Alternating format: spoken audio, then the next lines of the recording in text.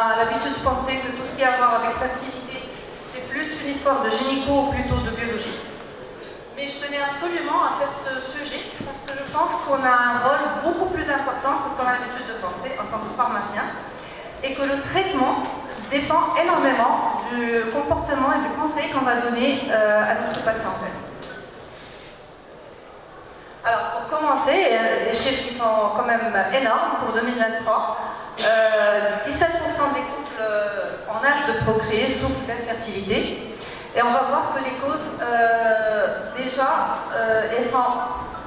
des études récentes ont montré que l'impact négatif de la vie occidentale, c'est-à-dire que plus le pays est industrialisé, plus il est moderne, on va avoir des problèmes par rapport à la mauvaise alimentation, aux mauvaises habitudes, au fait de dormir très peu et d'autres causes qu'on verra prochainement. Donc, je vais commencer par parler des causes médicamenteuses, des perturbateurs endocriniens et des causes nutritionnelles.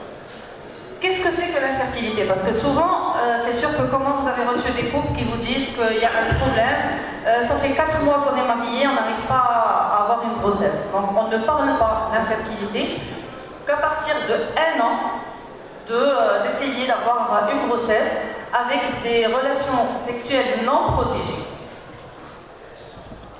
Et le problème de l'infertilité, quand même, on souffre 1 couple sur 4, chose qui est vraiment énorme. Les raisons sont équitables, c'est-à-dire que quand on voit est-ce qu'il y a plus de raisons par rapport à des hommes qui ont ce problème ou des femmes, on est plus ou moins à 50-50, mais pourtant, généralement, c'est la femme qui est pointée en premier. Et je ne sais pas si c'est la même chose qui arrive chez vous, mais souvent, quand je reçois des couples en pharmacie avec une ordonnance, ils sont partis voir le gynéco, non seulement l'homme a envie que ce soit la femme, mais souvent, c'est aussi la femme qui désire que ce soit elle-même, et elle te dit, je préfère faire le traitement, être moi la responsable de ce problème, parce que je sais que soit mon mari ne va pas suivre le traitement, soit s'il le suit, ça va créer une mauvaise ambiance à la maison. Donc malheureusement, cette histoire d'infertilité, on a l'impression que dès que ça touche l'homme, ça touche directement sa virilité. Donc vraiment, il a du mal à accepter que ça soit un problème de chez lui. Généralement, c'est la femme qui lui donne que des filles et non que des garçons.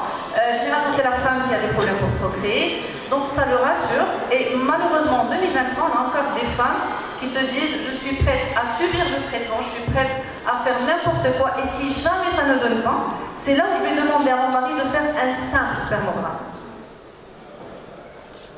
Alors c'est pour cela que c'est très très important d'essayer de convaincre le couple pour qu'il aille chez le médecin, enfin tous les deux, et non seulement que la femme.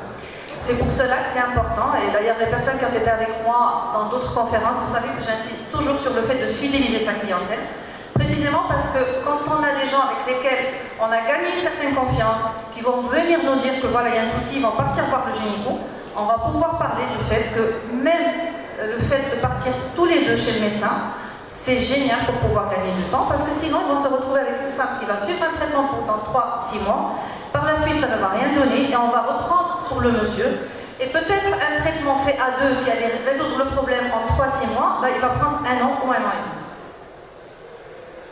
Alors, au niveau de l'infertilité masculine, 44% sont idiopathiques. Ça veut dire qu'on ne connaît pas réellement la cause. C'est là, on sait qu'il y a un problème de fertilité, mais on ne sait pas exactement pourquoi. Et ce sont des chiffres qui augmentent chaque année. Pour le reste, on va trouver des raisons telles que varicocèle, des infections urogénitales, des traumatismes testiculaires, ou des facteurs héréditaires dans la plupart des cas, et même d'autres causes qui sont relativement gérables, parce que si on parle de varicocèle, on va parler de chirurgie, donc on peut gérer. Le problème, c'est quand on n'a aucune idée de par où commencer. Mais ce qui nous intéresse là aujourd'hui, en tant que pharmacien, c'est jusqu'à quel point les médicaments ont un impact sur cela. Alors on va commencer par les causes médicamenteuses et vous dire que des études réalisées en 2011 ont montré la corrélation directe entre les médicaments et la baisse de qualité reproductive, que ce soit au niveau des hommes, c'est-à-dire en baisse de testostérone ou différentes causes qu'on va voir tout à l'heure, et pour les femmes en qualité reproductive, en problème d'ovulation. Et là, j'aimerais bien parler d'un truc très curieux qui peut causer pas mal de problèmes au niveau des couples et auxquels on ne va pas penser forcément. Alors imaginez qu'on a un couple qui fait, en fait, on arrive à convaincre le monsieur qui va aller, qui va faire un spermogramme normal. Et on va partir, on va trouver par exemple que la femme elle a un problème d'ovulation, rien de très grave, qu'on va pouvoir gérer. Donc monsieur et madame, ils sont contents, ce n'est pas compliqué, on commence le traitement. Et pendant ce traitement, on lui dit, écoute, il faut bien que tu prennes des crustacés, prends de la viande, fais ceci. Et monsieur se retrouve avec un taux d'acide urique énorme, donc on commence avec de la colchicine. Très bien. Madame termine son traitement, toujours pas de grossesse. Pourquoi? Donc on ne va pas refaire le spermogramme parce que forcément il était bien. Elle est bien, mais on n'a toujours pas de grossesse. Ben, tout simplement parce que la colchicine peut provoquer carrément une azosperme. Avoir un sperme où on n'a pas de spermatozoïdes, où on a très peu pour pouvoir avoir une grossesse. L'avantage, c'est que c'est réversible à l'arrêt de traitement. Mais est-ce que vous pensez que le monsieur va faire la liaison entre un problème et sa femme qui veut tomber enceinte? Aucune corrélation. Par contre, si cette personne, vous l'avez fidélisé chez vous, et que c'est un client qui a l'habitude de venir chez vous à la pharmacie, une fois qu'il va venir, il va vous dire « je suis sous colchicine », vous allez lui dire « attention », ou bien quand il va l'acheter, vous allez lui dire « attention, il y a un problème avec la colchicine », vous allez avoir encore le problème de reproduction.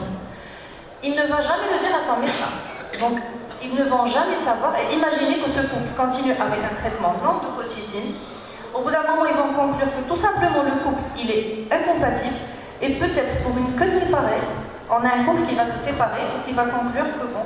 Et c'est ce qui se passe. Souvent, on a des couples, on te dit, ils ont passé 5 ans ensemble, ou ils ont passé 2 ans, 1 an, je ne sais pas. Et puis, tout simplement, que le moment où ils étaient ensemble, lui, il était sous un traitement qui lui provoquait un mauvais problème. Et là, on va parler d'un truc auquel on ne pense pas parce qu'on a l'habitude qu'il est limite inoffensif, surtout pour les hommes. Mais pourtant, à dose très élevée, il peut provoquer une atrophie testiculaire, une inhibition de la spermatogenèse. Et on parle tout simplement du paracétamol. On connaît tous des gens qu'on a beau à dire qu'il ne faut pas dépasser la dose du paracétamol, au moment où ils ont mal, ils prennent 2 grammes de paracétamol, parce que j'ai trop mal et 1 gramme ne me fait rien. Et on a des gens qui vivent tous les jours pratiquement avec du paracétamol. Donc on a beau parler d'hépatotoxicité, mais on doit leur dire ça. On doit leur dire que le paracétamol, ce n'est pas une question d'estomac, ce n'est pas une question d'hépatotoxicité, c'est aussi un problème d'infertilité. L'ibuprofène. J'ai choisi vraiment les produits qui s'utilisent souvent à la pharmacie. Bien sûr, la liste, elle est énorme. Il y a des études qui ont été faites où il y a une liste énorme, mais je ne suis pas là pour vous donner cette liste-là. Ça ne m'intéresse pas de vous donner des informations que vous allez pouvoir trouver sur Internet. L'idée, c'est de vous faire voir comment le rôle du pharmacien est extrêmement important pour pouvoir aider un couple. Et comment des produits qu'à la base, ils ont l'air d'être complètement inoffensifs, peuvent vraiment avoir un très très grand impact. Donc par rapport à l'ibuprofène, il est contre-indiqué chez la femme. Et je mets qui souhaite une grossesse, pas qu'elle est enceinte. Je m'explique. Il faut savoir que quand un couple décide d'être papa et maman, d'avoir un bébé, ce n'est pas important que pendant la grossesse, qu'est-ce que je dois faire. Il faut savoir que la période précédente, c'est-à-dire les 6 mois avant la grossesse, sont extrêmement importants. Et quand je dis important, c'est par rapport à ce que non seulement elle va prendre en tant que médicament, le sommeil qu'elle va avoir, la stabilité morale, la stabilité émotionnelle, qu'est-ce qu'elle va manger, comment elle va manger, parce que c'est bien de manger bien, mais si je mange toujours à 1h du matin ou à minuit, ça ne sert absolument à rien. Donc tout ça, quand on a des patients qui viennent chez nous, qu'on a l'habitude de parler avec eux, qu'on a un rapport très proche, c'est des conseils qu'on doit donner, des conseils que la personne commence, ou que le couple commence à penser à avoir des enfants. Autre chose très très importante, c'est qu'il y a des femmes qui ne savent pas que pendant la grossesse, elles ne doivent pas prendre d'ibuprofène. L'ibuprofène, il se donne dans des cas vraiment limites quand on fait vraiment le bénéfice-risque et on se rend compte qu'on n'a que l'ibuprofène, par exemple, quand on a une femme qui est allergique au paracétamol et qu'on n'a pas le choix parce qu'elle a des douleurs atroces. Là, c'est au gynéco de prendre cette décision. Et surtout savoir que quand la femme prend l'ibuprofène au bout de 4 derniers mois, ben, le problème qui se passe, c'est que c'est le développement testiculaire du fœtus qui est en danger. On peut avoir un enfant qui va naître avec des problèmes urogénitaux. Savoir aussi que quand on parle de causes médicamenteuses au niveau de la stérilité, le fait de prendre plusieurs médicaments qui ont des effets secondaires, ça ne va pas avoir un effet additif, mais plutôt multiplicateur. Je m'explique. Ce n'est pas parce que je vais prendre un médicament qui a un danger de 10 et que je vais prendre un autre qui a aussi 10 que je vais avoir 20 de danger. Je risque d'avoir 300 de danger. J'ai choisi le pantoprazole et non pas l'oméprazole parce que l'oméprazole a déjà montré qu'il n'a pas vraiment de danger, qu'il peut être pris sans problème, mais par contre, le pantoprazole, il est associé à des cas de fétotoxicité. Donc, si vous recevez quelqu'un qui vous dit, par exemple, que j'avais l'habitude de prendre pantoprazole et là, elle m'a donné l'oméprazole, ça ne fait pas grand-chose, je veux revenir au pantoprazole que je prenais, vous avez la raison pour laquelle il ne faut surtout pas lui donner du pantoprazole. La prégabaline, on a un problème au niveau de l'homme parce que son effet négatif affecte la mobilité des spermatozoïdes et comme on sait, on peut avoir une grande quantité, mais si on a un problème au niveau de la mobilité, ça ne sert pas à grand chose. Les citalopram, alors, il va impacter la qualité des spermes, mais l'avantage, comme pratiquement tous les antidépresseurs, ce sont des effets qui sont réversibles. Qu'est-ce qui se passe quand on a un projet de grossesse mais qu'on est sous antidépresseur? Généralement, la plupart, l'effet est réversible après l'arrêt. Mais il y a un autre truc, c'est que souvent, et surtout quand c'est la femme qui est sous antidépresseur, on voit toujours, est-ce que ce n'est pas intéressant de le garder pour la simple raison que c'est toujours bien de gérer la dépression avant de penser à avoir un enfant. Parce que le changement hormonal, tout ce qui va se passer, ça peut aggraver la dépression si on décide d'arrêter le traitement. On va parler des corticostéroïdes. Alors, c'est vrai qu'il y a des personnes qui ont des maladies chroniques et qui sont obligées de l'utiliser. Mais aussi, il y a des personnes qui le prennent juste parce qu'un jour, le médecin l'a prescrit, ça leur a fait du bien. Et donc, à chaque fois que je sens un malaise, je n'ai pas besoin d'aller voir le médecin, je vais prendre le même traitement qu'il m'a donné. Sauf qu'en ayant une grossesse en route, on ne peut pas se permettre de faire ça. Parce que ça va affecter l'ovulation féminine et ça va diminuer la production de spermatozoïdes. Par rapport aux antidépresseurs, comme je viens de le dire tout à l'heure, dans la plupart des cas, on a des effets qui sont réversibles. Donc la personne n'a qu'à aller voir son médecin et demander est-ce qu'elle garde son traitement ou bien au contraire, il faut le changer. Et on va parler des antihypertenseurs. Alors, quelques-uns vont faire en sorte que le dosage de prolactine augmente. Automatiquement, une fois qu'on va augmenter la prolactine, comme on sait, on va diminuer la production de testostérone. Diminution de production de testostérone, automatiquement, ça veut dire qu'on n'aura pas une bonne fonction reproductive.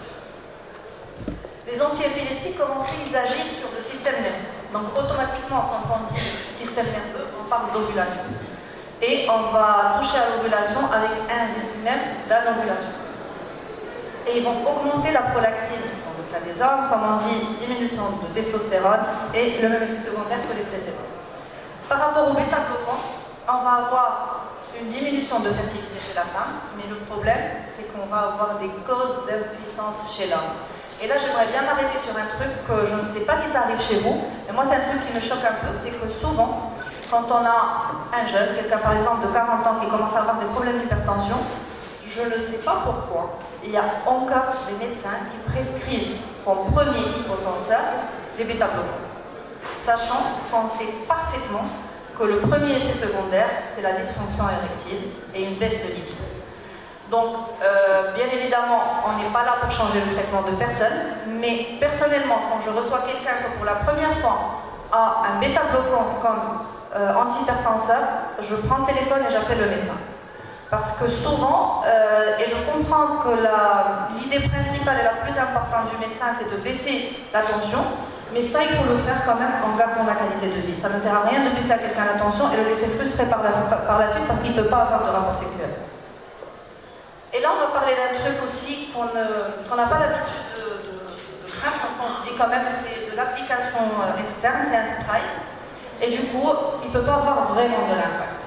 Et je parle du minoxidil qu'on va utiliser pour la chute de cheveux, mais qui a montré qu'il crée une baisse de libido, qui va provoquer de l'impuissance, des dysfonctions érectiles et qui va agir négativement sur les spermatozoïdes. Donc si on a une personne qui est en désir d'avoir des enfants, si on sait qu'il a une alopécie androgénétique et qu'il est sous traitement de minoxidil, on va lui proposer de changer avec le traitement, on va donner un spray pour traiter cette chute-là, mais qui n'a pas d'effet secondaire. Commencer l'alopécie androgénétique, elle est chronique, donc c'est un traitement qu'il va devoir utiliser tous les jours. On sait que la personne, dès qu'on va lui dire d'arrêter le minoxidil, il va être convaincu qu'il va avoir une chute. C'est pour cela qu'on va essayer de régler ça en donnant un autre type de spray, au moins le temps d'avoir une grossesse. Par la suite, une fois que sa femme elle est enceinte, on n'a pas de problème, c'est comme le monsieur de la colchicine, il peut reprendre son traitement. Et là, j'aimerais aussi m'arrêter sur ce truc, qui est les gels lubrifiants, auxquels on ne pense pas beaucoup, mais les gels lubrifiants ont un impact très très négatif sur la mobilité de spermatozoïdes. Et là, je vais parler avec vous sur un sujet qui me tient beaucoup à cœur. D'ailleurs, c'est parmi les projets que j'ai envie de faire, c'est ce manque d'éducation sexuelle au Maroc. Et je ne parle pas forcément d'éducation sexuelle au niveau des jeunes. Je parle aussi des couples mariés, de cas de précisément sécheresse vaginale. C'est la raison pour laquelle ils viennent chercher de gel lubrifiant. Et souvent, ce n'est pas vraiment nécessaire d'avoir ce gel lubrifiant. Tout simplement, c'est des personnes qui ne savent pas qu'il faut donner un certain temps, que la lubrification féminine ne se produit pas en 30 secondes et qu'il faut absolument donner le temps pour pouvoir faire les choses de la façon la plus naturelle possible. Avant, il n'y avait pas forcément des gels lubrifiants. Et le stress, le mauvais contact dans le couple affecte énormément à la qualité des rapports. Donc généralement, tu as des gens qui trouvent beaucoup plus simple de venir acheter un gel lubrifiant que de prendre le temps de parler avec sa partenaire. Et nous, on peut parler de ça et on doit parler de ça. Quand on a quelqu'un qui vient souvent chercher un gel lubrifiant et qu'on sait que le couple est en train de chercher une grossesse, mais il faut parler avec eux et leur expliquer c'est quoi le problème de cette sécheresse. Est-ce qu'ils ont cherché c'est quoi le problème? Est-ce que réellement la femme a un problème de sécheresse vaginale ou est-ce que tout simplement les choses ne se font pas correctement? Et là, vous avez deux cas de figure. La personne, elle peut vous dire mais on s'en fout. Moi personnellement, si quelqu'un me dit je m'en fous. Moi j'ai fait les liens et deuxièmement ça reste chourli.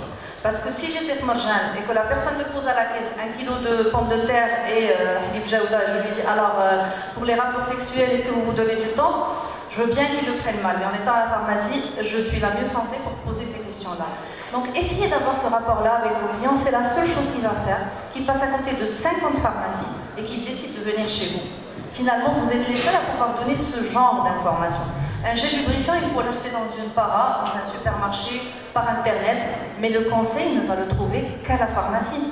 Donc ça, c'est un travail qu'il faut faire tous les jours pour que les jeunes comprennent, et les gens en général comprennent, que la seule façon d'avoir un bon conseil, c'est de partir à la pharmacie.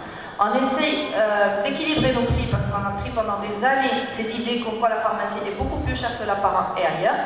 Mais le problème, c'est qu'on n'a pas encore travaillé suffisamment pour faire en sorte que les gens ne se focalisent pas autant sur le prix que sur le fait que quand je vais partir à la pharmacie, ça c'est le genre d'information qu'ils ne trouveront jamais dans une parapharmacie.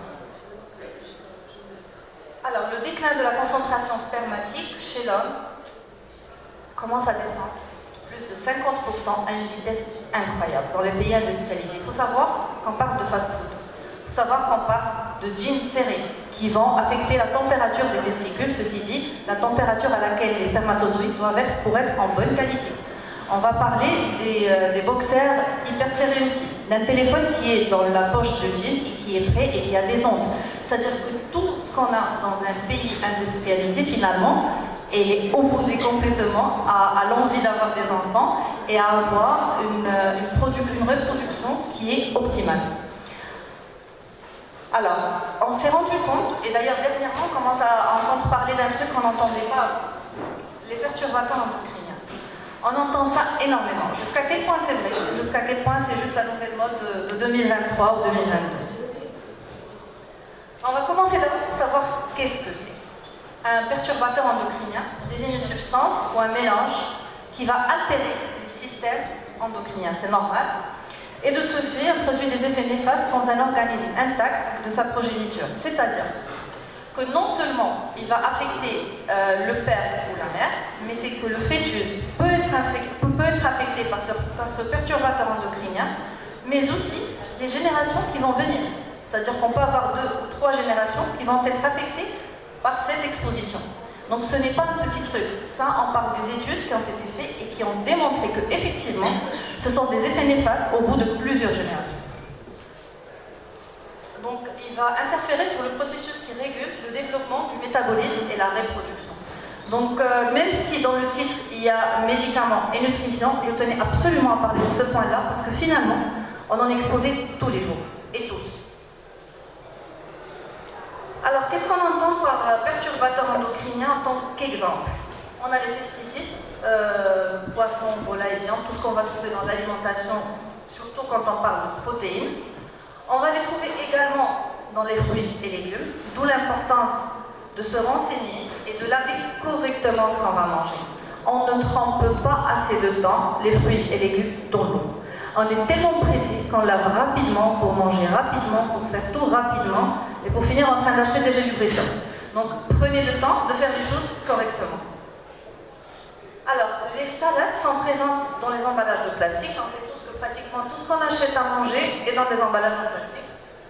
Et les parabènes, non seulement ils sont présents dans tout ce qui est aliments ultra transformés, d'ailleurs c'est parmi les conseils à donner à la femme qui désire avoir des enfants, c'est d'arrêter tout ce qui est les viandes et les aliments ultra transformés.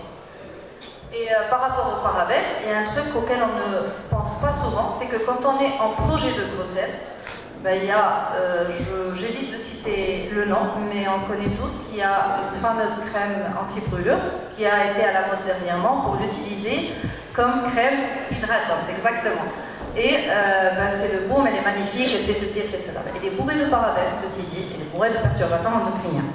C'est parmi les choses qu'on doit expliquer. C'est comme quand on a une femme qui est enceinte et qui commence à avoir du mélasma et elle pense à prendre une crème magnifique dépigmentante à base d'hydroquinone. Et elle a du mal à comprendre qu'il y a une absorption de l'hydroquinone et que c'est tératogène. Donc, on n'est pas là pour vendre. On n'est pas là pour donner des médicaments comme un supermarché. On est là pour informer avant tout. Donc, ce genre d'informations, on doit les faire passer. C'est notre obligation. C'est un métier qu'on a choisi. On ne nous a pas imposé. Donc, si on l'a choisi, on doit quand même l'honorer.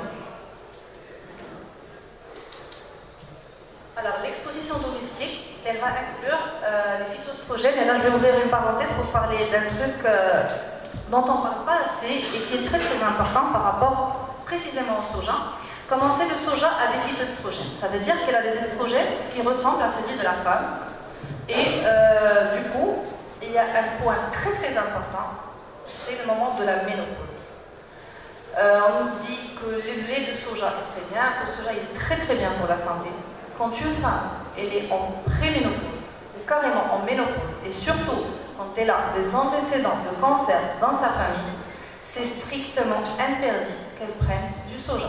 Tout simplement parce que pendant ce moment-là, le corps est en train de diminuer sa concentration en estrogène dans le corps. Le soja est en train de ramener des estrogènes, des phytoestrogènes que normalement ils ne sont pas censés être là. Et ça risque de provoquer une prolifération cellulaire au niveau du sein. Et elle a beaucoup plus de probabilité de développer un cancer de sein. Donc, quand vous avez une personne qui va venir chez vous pour acheter un médicament pour la ménopause, vous donnez ce genre de conseils, c'est le genre de conseils qui font plaisir, qui montrent que vous connaissez vos problèmes, qui montrent que vous êtes docteur, que vous êtes dans votre pharmacie pour faire un truc différent que les gens qui sont dans leur bureau. Essayez de rompre cette barrière avec les clients. Moi, personnellement, quand j'ai quelqu'un, je ne m'arrête pas derrière le comptoir. Je sors, je suis à côté, je pose des questions. Je vois est-ce qu'il a une orteil, s'il a des orteils avec des champignons, je lui pose la question de qu'est-ce qu'il fait pour... Essayez d'oser parler avec les clients. C'est quoi la pire des choses qui va se passer? Mais peut-être que même s'il ne va pas acheter, en fait, il ne faut même pas le faire avec cette idée d'essayer de vendre. Mais plutôt tout simplement de donner un conseil parce qu'on a envie d'aider. Point. Puis après, le fait qu'il va acheter, il ne va pas acheter, même s'il part sans rien acheter, je peux vous assurer qu'il va revenir. Parce que le conseil, il va le trouver que chez vous. Et même le jour où il sera, et je vous parle de ma propre expérience, le jour où il sera dans une fête familiale ou quoi que ce soit et que quelqu'un aura un souci ou qu'il voudra un conseil, ils vont lui dire partez à telle pharmacie parce que là où le pharmacien, ils sont présents. Et moi, franchement, il m'a donné un très très bon conseil. Donc, pensez à donner sans attendre exactement ce qu'on va recevoir en échange. Alors là, c'est quand même assez inquiétant. Et ça parle du déclin de la concentration spermatique chez l'homme occidental. Et ça, c'est une étude qui a été faite en 2011. Et ça montre comment est-ce que la quantité de spermatozoïdes dans sac éjaculatoire, il a changé et il a baissé d'une façon vraiment inquiétante. Donc chez l'homme, l'exposition aux perturbateurs endocriniens est associée en particulier à la réduction de la quantité et la qualité spermatique et à l'augmentation des cancers de testicules chez les hommes jeunes. On reçoit de plus en plus des cas de jeunes qui n'avaient absolument rien, que du jour au lendemain ont un cancer de testicules. Pourquoi? Parce qu'on est constamment exposé à des rayons, on est constamment exposé au fast-food, on est constamment exposé au stress. Et on a l'impression que bon, le stress, oui, mais ça fait partie de ma vie. Je ne peux pas demander à quelqu'un de ne pas être stressé parce que quelqu'un le je suis la première à ne pas pouvoir le faire. Mais apprendre à relativiser, c'est une chose qu'on peut faire. Et quand on réfléchit qu'à chaque fois qu'on est énervé, il y a un stress oxydatif qui se produit, il y a quand même des cellules qui sont en train de payer ce stress, tu commences à relativiser, à te dire est-ce que réellement ce qui vient de se passer mérite que je m'énerve? Qu'est-ce qui se passe avec les perturbateurs endocriniens chez les jeunes? Alors, il va provoquer une puberté précoce, chose qui n'est pas bien, parce qu'on aura une puberté sans que les organes soient très très bien développés et sans que ça soit vraiment le moment. Après, on aura des risques de développer un cancer de sein. Donc forcément, dès qu'on parle de cancer chez l'homme, c'est testiculaire, et chez la femme, c'est un cancer de sein, plus des pathologies métaboliques, c'est-à-dire qu'on aura des problèmes des OPK, on aura des problèmes de plein de choses hormonales qui vont difficulter forcément une vie reproductive normale. Qu'est-ce qui se passe quand celle qui est exposée, c'est une femme qui est déjà enceinte? Tout simplement que les effets vont se voir sur plusieurs générations. On va commencer par son fœtus. Mais ce fœtus-là, le jour où il sera homme, le jour où il sera femme, et que lui voudra être papa ou maman, lui aussi, il va passer pas mal de choses négatives à sa progéniture. Et savoir que ça va affecter la fertilité des hommes et des femmes adultes, mais également la fertilité de leurs enfants. Alors là, c'est ce que je vous ai dit au début. C'est qu'il faut savoir que cette exposition, elle n'est pas à éviter que pendant la grossesse. C'est quand même une chose à laquelle il faut faire très très attention 4 à 6 mois avant de décider de tomber enceinte. Parce que tout ce qu'on va absorber, en fin de compte, on n'est qu'une éponge devant les perturbateurs endocriniens. Et tout ce qu'on va absorber va rester là. Donc, avoir un projet de grossesse, c'est quand même beaucoup de choses à avoir en compte, à préparer et se dire qu'on doit se protéger de beaucoup de choses. Parlons alimentation, on est dans l'obligation de savoir que ce soit l'obésité, que ce soit l'anorexie, dans les deux cas, on va avoir des problèmes pour la reproduction. Dans le cas de l'anorexie, on aura sûrement des cas d'anovulation, c'est-à-dire qu'il y aura des périodes où la femme ou la fille n'aura même pas ses règles. Donc, on va avoir un problème de fertilité, qu'on aura aussi dans le cas de l'obésité. Ça veut dire qu'une bonne alimentation, et si une personne a envie de tomber enceinte, une femme a envie de tomber enceinte, elle est dans l'obligation de gérer son poids avant de décider d'avoir une grossesse. Tout simplement parce que premièrement, elle va avoir du mal à avoir cette grossesse. Deuxièmement, si elle a cette grossesse, il y a plusieurs probabilités de fausse couche. Et troisièmement, supposons même qu'elle fait une FIV parce qu'elle n'a pas réussi, soit cette FIV va échouer, soit si elle arrive à terme, il y a beaucoup de chances pour que le fœtus, pour que le bébé, ne survive pas après la naissance. Et est-ce qu'elle a de l'impact au niveau de l'homme aussi? Comment c'est les problèmes de poids? Je ne pense pas qu'il soit bon au niveau femme ou l'homme, indépendamment de grossesse, et on sait parfaitement que ce sont le type de personnes qui ont énormément de maladies, énormément de pépins, et que par la suite c'est cardiaque, c'est traumato, c'est les genoux, c'est plein de choses. Donc généralement, quand on a une personne qui a une obésité, on parle avec ce patient-là, on lui pose la question. Est-ce qu'il essaie? Est-ce qu'il a toujours été comme ça? Est-ce que c'est non? Parce que s'il a toujours été comme ça veut dire qu'il y a un problème métabolique de base. Si on a, par exemple, moi j'étais dans un mariage il y a quelques mois, j'ai vu une jeune de 17 ans, je pense, que j'ai pas vu ça fait 1 an, elle avait explosé, elle avait des boutons et elle avait quand même toutes les caractéristiques de l'OPK. C'était évident. Et j'ai parlé avec sa maman, est-ce qu'elle a déjà vu? Non, elle n'a jamais vu de gynéco, mais elle doit partir voir un gynéco. Donc on a une obésité qui apparaît du jour au lendemain, il y a un problème hormonal. Quand on a une obésité que la personne a eue depuis toujours, là, on doit penser à un problème métabolique. Mais dans tous les cas, indépendamment de la raison, On doit encourager la personne à aller voir un médecin et à se prendre en charge, indépendamment de grossesse. Là, on en parle parce qu'on est sur la grossesse, mais cette personne-là, forcément, elle aura un problème cardiaque, forcément, elle aura un problème de genou, elle aura un problème de colonne vertébrale.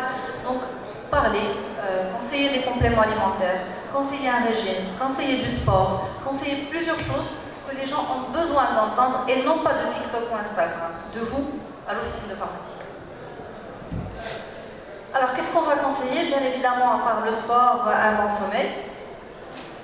Pour ces personnes qui souhaitent avoir un enfant, le régime méditerranéen a montré qu'il est magnifique pour aider à avoir une grossesse, car il va diminuer la résistance à l'insuline, il va aider à contrôler le poids et il va diminuer le stress oxydatif. Ceci dit, vous n'allez pas vous énerver et dire que je suis sous régime méditerranéen, c'est bon, il va faire l'affaire. Non, on fait les choses correctement, on essaye de gérer notre stress.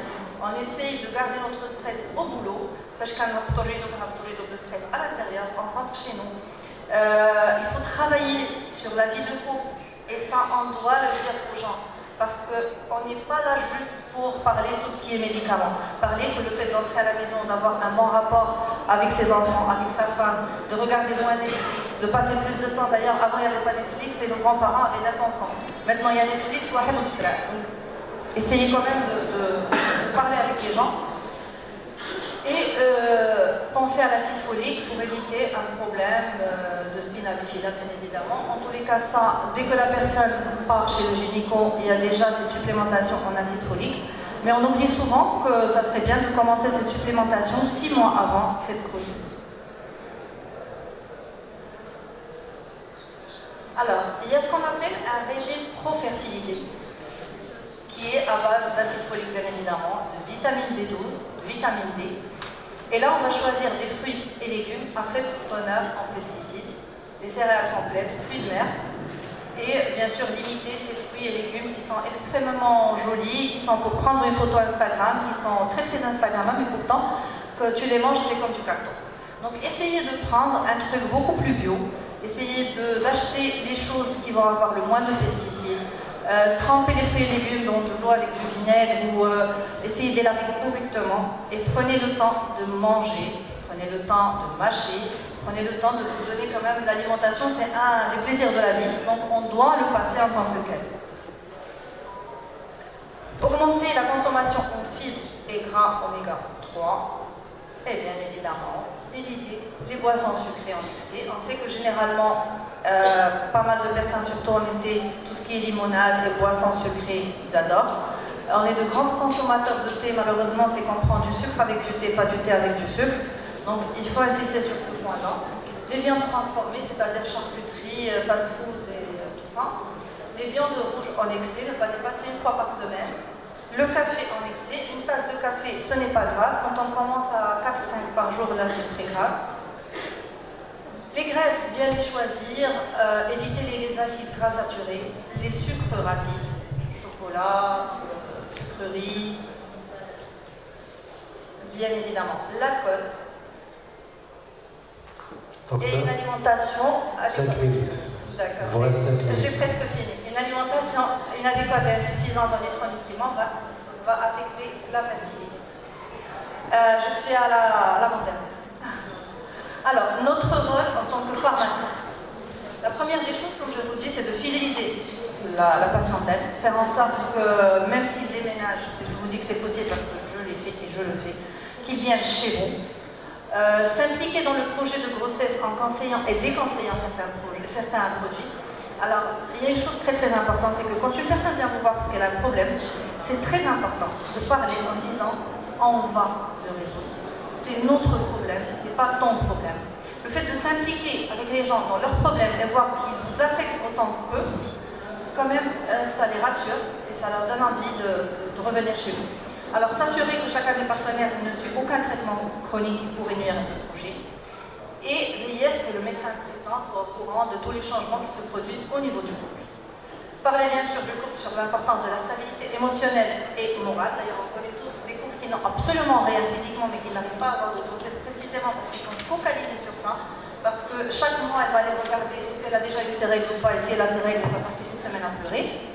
Et finalement, savoir que le professionnel de santé qui exerce tous les jours, en plus du rôle le pharmacien, celui d'ami, confident et psychologue, c'est forcément le pharmacien. Parce que même si la personne part chez le médecin, qu'elle est en confiance et qu'elle va parler avec lui, mais chez le médecin, elle doit prendre un rendez-vous, elle doit attendre à la salle d'attente, elle ne pourra pas passer le voir tous les jours. Par contre, nous, ça nous est déjà arrivé de recevoir une personne 2 fois par jour, 3 fois par semaine, parce qu'ils se sentent à l'aise, parce que n'importe quelle excuse est bonne pour venir à la pharmacie, et pour se sentir rassuré avec ces 2 mots, quand on va lui dire en façon, écoute, tout va s'arranger.